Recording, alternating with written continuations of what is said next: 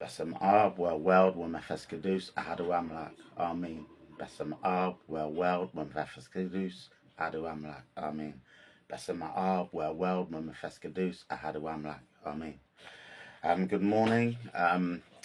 Those that are trodden with me, good to see you again. I'm enjoying this journey, as I say, reading the Ethiopian Bible a chapter a day. And I know for sure if I wasn't doing this public reading, I would have stopped doing them. There would have been gaps. So it's keeping me on the train. So give thanks for this motivation. So on with the reading, Genesis chapter 29. And Jacob lifts up his feet and goes towards the sons of the east. And he looks, and behold, a well in the field. And behold, there are 3 droves of a flock crouching by it, for they water the droves from that well. And the great stone is on the mouth of the well. When all the droves have been gathered there, and they have rolled the stone from off the mouth of the well, and have watered the flock, then they have turned back the stone on the mouth of the well to its place. And Jacob says to them, My brothers, where are you from? And they say, We are from Haran. And he says to them, Have you known Laban, the son of Nahor? And they say, We have known.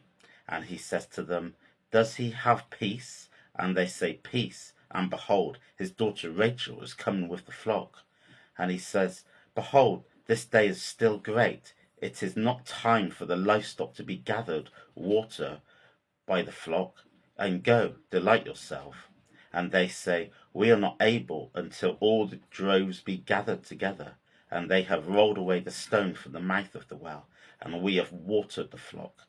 And he is yet speaking with them. And Rachel has come with the flock, which her father has, for she is a shepherdess.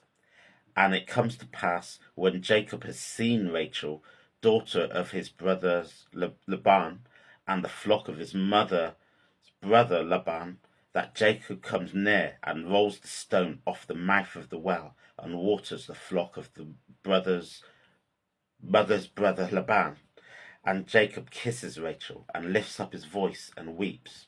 And Jacob declares to Rachel that he is her father's brother, and that he is Rebekah's son. And she runs and declares it to her father. And it comes to pass, when Laban hears the report of his sister's son Jacob, that he runs to meet him, and embraces him, and kisses him, and brings him into his house. And he recounts to Laban all these things. And Laban says to him, You are truly my bone of my flesh. And he dwells with him a month of days. And Laban says to Jacob, Is it because you are my brother that you have served me for nothing? Declare to me, what is your hire? And Laban has 2 daughters, and the name of the older is Leah, and the name of the younger is Rachel. And the eyes of Leah are tender, and Rachel has been beautiful of form and beautiful of appearance. And Jacob loves Rachel and says, I serve you 7 years for Rachel, your younger daughter. And Laban says, It is better for me to give her to you than to give her to another man. Dwell with me. And Jacob serves for Rachel 7 years, and they are in the eyes of some days, because of his loving her. And Jacob says to Laban, Give up my wife, for my days have been fulfilled, and I go to her.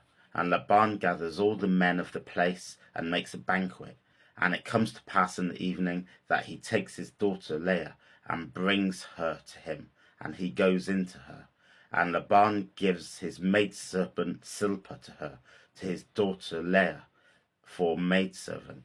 And it comes to pass in the morning that, behold, it is Leah. And he says to Laban, What is this you have done to me? Have I not served you for Rachel? Why have you deceived me? And Laban says, It is not done so in our place to give the younger before the firstborn. Fulfill the period of 7 for this one, and we also give you this one for the service which you serve with me yet 7 other years. And Jacob does so. and fulfills the period of 7 for this one. And he gives his daughter Rachel to him for a wife. And Laban gives his maidservant Bilhah to his daughter Rachel for a maidservant to her. And he also goes in to Rachel, and he also loves Rachel more than Leah. And he serves with him 7 other years. And Yahweh sees that Leah is the hated one, and he opens her womb, and Rachel is barren. And Leah conceives and bears a son, and calls his name Reuben. For she said, because Yahweh looked at my affliction, because now does my husband love me. And she conceives again and bears a son, because Yahweh has heard that I am the hated one. He also gives me even this one. And she calls his name Simeon. And she conceives again and bears a son. Now is the time my husband is joined to me, because I have borne to him 3 sons. Therefore this one is called Levi. And she conceives again and bears a son, and says, I praise Yahweh. And she has called his name Judah, and she ceases from bearing. For these few words I give thanks. Yet for cure. Yeah, interesting chapter. Lots of things condensed into this. It spans 7 years and more, actually. So continues with Jacob, and he goes to, he's fleeing Esau from the previous chapter, because Esau said he's going to kill him because of the deception. And so Jacob's going to his mother's, Rebecca's family, to find a bride. And, there's lots of twists and turns in here. And again, reading the Bible logically, even sometimes morally, can be quite difficult. But yeah, he meets Rachel, in love with Rachel, and agrees to work for Rachel's dad for 7 years for Rachel's marriage. And then the dad, Laban, deceives Jacob and gives his firstborn Leah instead of Rachel, but then says, if you work for 7 more years, then I'll give you Rachel as well. So he loves Rachel more than Leah, but Leah's the one who has the children first, because God blesses Leah. Yeah, interesting. You saw me tripping up on some of the wording, in terms of the family connections and stuff like that. So I hope you still managed to get the flow. But yeah, it's interesting because, again, there's lots of deception. And also from a, gender perspective, women being used in the deception. So, that's in there. But there's also, I think, significantly, not that that's not significant, but what we also see is God favouring the unloved, favouring in a way, not the oppressed is a bit strong word, but definitely favouring the Leah, who's seen as the unloved one, because Jacob loves Rachel more. So, yeah, it's quite complex. And again, when we sort of talk about logic, and applying that, and logic of today, applying that to the Bible, it can be quite difficult, I think. Judah in here is one of the sons, the last son that was born to Leah. And, moving forward through the Bible, Judah is the one who is actually the ancestor of David, the ancestor of Jesus, and moving through with the Solomonic dynasty, as we know, and, His Majesty Emperor Haile Selassie, etc. So the lineage has started to be built here. But the blessings on individuals and who's being blessed and who's not is really complex and tangled. But I guess it is building that complexity of the human relation, complexity of God's nation on earth, and complexity of human relations, when it comes to jealousy, deception, etc., etc. But, God's kind of will is all over the narrative, really. So yeah, I think it's a difficult one to unpick.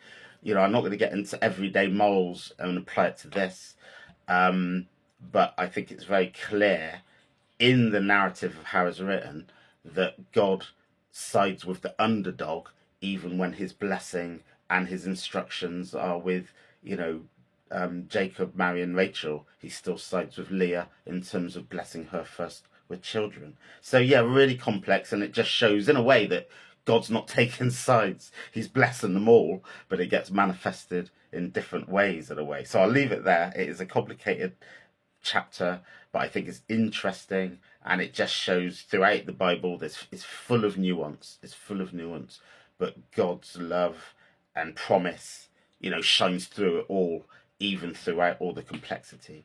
I guess like the sun, the light shining on everything, that the light rays are kind of hitting really.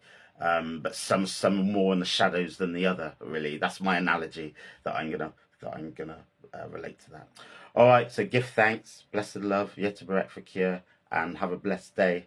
God willing, see you more tomorrow.